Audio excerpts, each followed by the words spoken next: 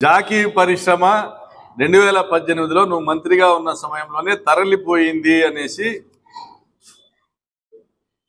సాక్షి పత్రిక ఆ రోజు రాసింది.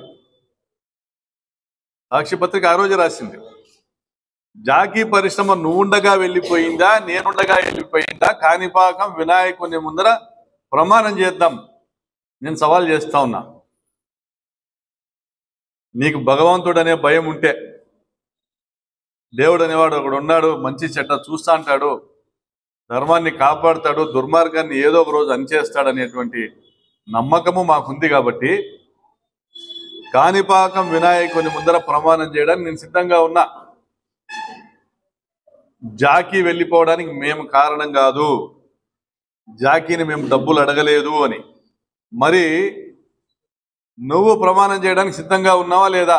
జాకీ నీ హయాంలో వెళ్ళిపోయిందా లేదా అనే విషయం.